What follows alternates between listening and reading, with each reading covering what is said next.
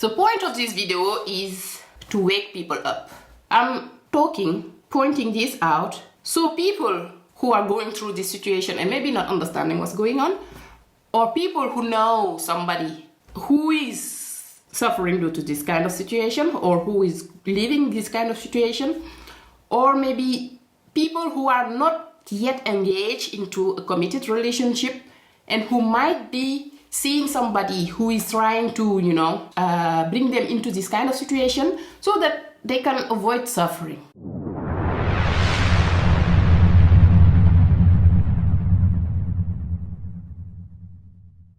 Hi there, my name is Maimuna. In this video, I am gonna talk about why I think all polygamist people are selfish, irresponsible, and most of the time, narcissistical. First of all, let's start by defining polygamy. In the past, people, to survive, they needed food and they had ground. Because they didn't have the money, they needed people to cultivate those ground.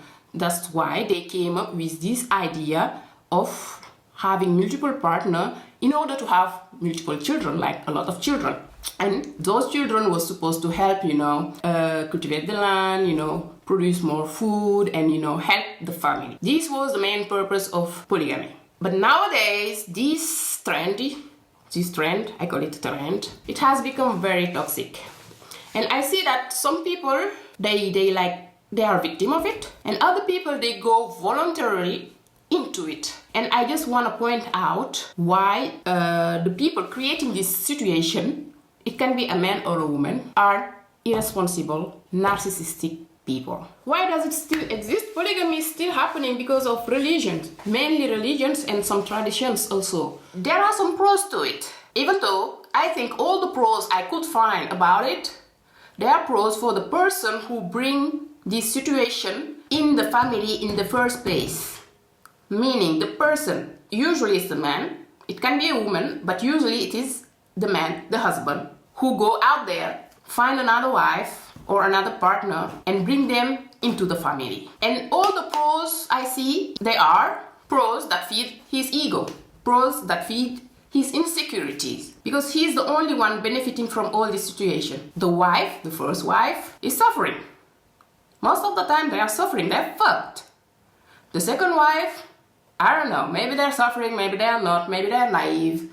I don't know what's going on with those and why they accept to participate in this kind of situation. All the pros are for the one who brought the situation in the couple, in the family in the first place. Everybody else is suffering. On the other side, there are a lot of cons. And people need to take these cons into consideration because that is what is destroying society actually. That's the truth. It is destroying society. I will go through some of these cons. Maybe there are a lot more. If you know some cons of polygamy, some bad result of polygamy, share with us in the comments so we can learn too. So, thank you for sharing if you do so.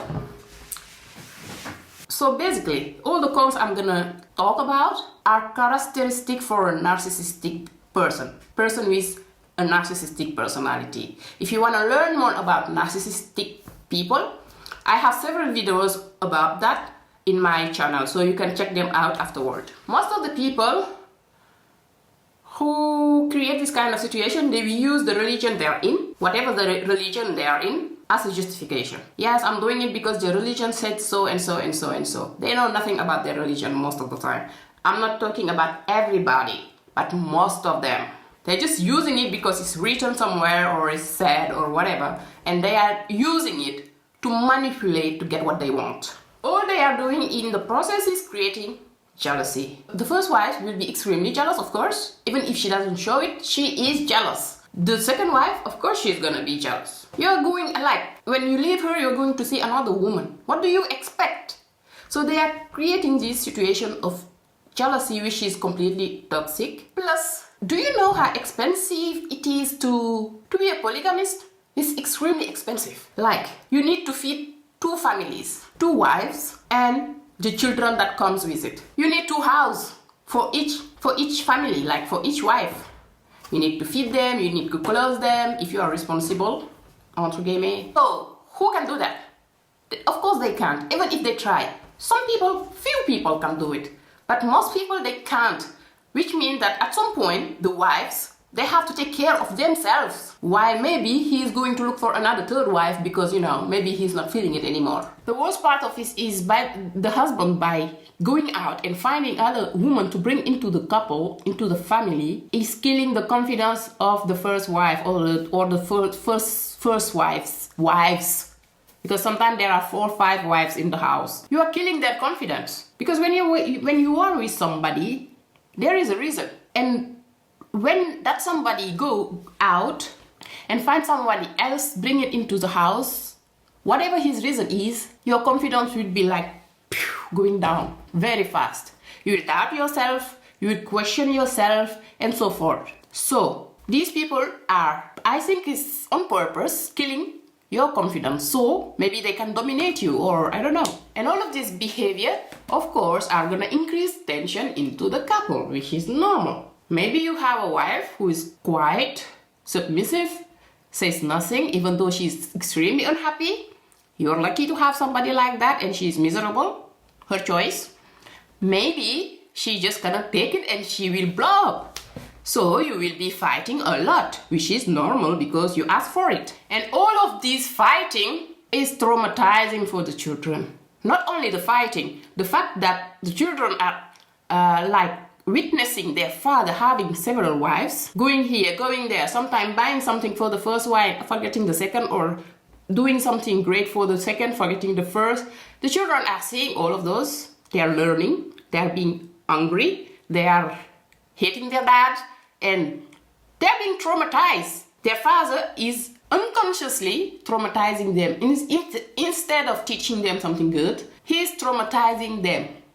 And of course, they are not gonna say, Daddy, you are traumatizing us. No, because they don't even know it's happening until later in life when they will repeat the same mistake their dad did. They just reproducing what they learn. And this is why society is little toxic nowadays, because people learn from like their childhood and they grow up without evolving, unconscious. Let's say the second wife comes into the house and doesn't accept the children of the first wife.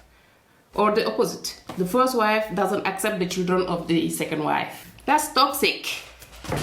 It happens a lot. Or maybe one of the wives, when one of the wives was alive, everything was okay, hypocrisy.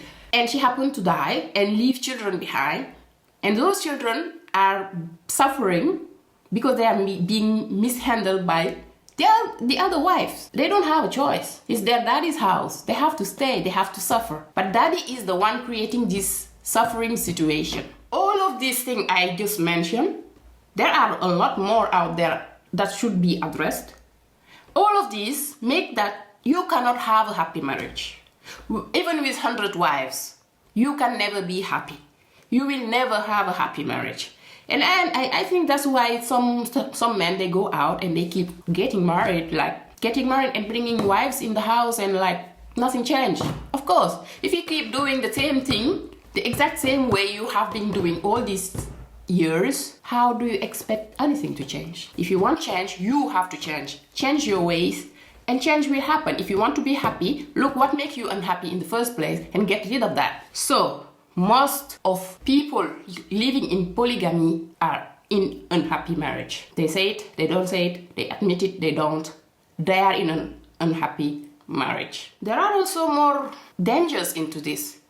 There is a risk of health issues. And by health issues, I am talking about mental health. Like you can go crazy. You can really go crazy. If you live, let's say, in a society that doesn't accept divorce, and you cannot get out of it, you have to stay in this marriage, being unhappy, suffering, and all of these things. You can go bazinga, you can go gaga, you will be crazy, you will be unhappy, depressed, and all of those bad things. And let's not forget diseases, like real diseases, like sexual transmitted diseases. You are fucking here, like, do you know after you went to your first wife, when you are being with your second wife, what is she doing? You have no idea. And do they know what you are doing? Maybe you are not only with them. Maybe you are looking elsewhere. If you have the balls to go out, find another wife and bring it into the house, you have the balls to go out and cheat on them too. So all of this is making everybody in danger, putting everybody in danger. They can die because of your irresponsibility. Let's say the daddy dies and he leave a lot of money, houses, all of these good things, because maybe he was rich, that's why he was doing all of these polygamous things. If this guy, he leave 2-3 wives, 10-20 children, just an example, how is the inheritance problem be solved? There will be war. Most of the time there are war due to this issue. People will be fighting each other just for the money or the materialistic whatever he left behind. If he thought about it while he was alive, all of this would be avoided, because he knew that even in, you know, just to be true here, even in a small family, a normal family with mom and dad, 2-3 children, these problems occur. So imagine with like a big family like that, where you have multiple wives and multiple children with different mothers, and it's just so bizarre, so mixed up. My thought on polygamy is toxic. And when you say toxic, you say negative. And when you say negative, you say destruction. There is nothing about polygamy that is constructive. There is nothing about polygamy that is positive, and there is nothing about polygamy that can help society move forward. Okay, it will help society have more people. Yeah, of course. But most of the time it's problem after problem after problem. And we have to, you know, the point is to raise the vibration, not to lower it down. With problem, with negativity, we or the people creating the negativity are lowering the vibration. The point is to raise it high, so people can live happily, people can be rich, people can be joyful, people can have a meaningful life. Not always worrying about who is doing what, who is saying what, who is hurting me or not. That's not the point. Let's avoid suffering. Let's avoid suffering. If you want to love and truly love, learn how to love. Not being in a marriage doesn't mean you are in love. No. Love is something completely different. And if you guys want me to make a video about love and marriage, like romantic love versus love, let me know in the comment. I can do so. I truly believe that we all deserve to live a happy life and a peaceful life. Your life is yours. Do not let anybody dictate it. If you accept so, it means you are missing the point of your mission on earth. Let's be free. It is time to be free. Thank you for watching this video until the end. And if you are still here, I invite you to subscribe to my channel. Subscribe, like, comment, share, all the good things. Support the channel so we can grow, and it is time to be free. Thank you. My name is Maimuna again. See you next time. Peace. Bye.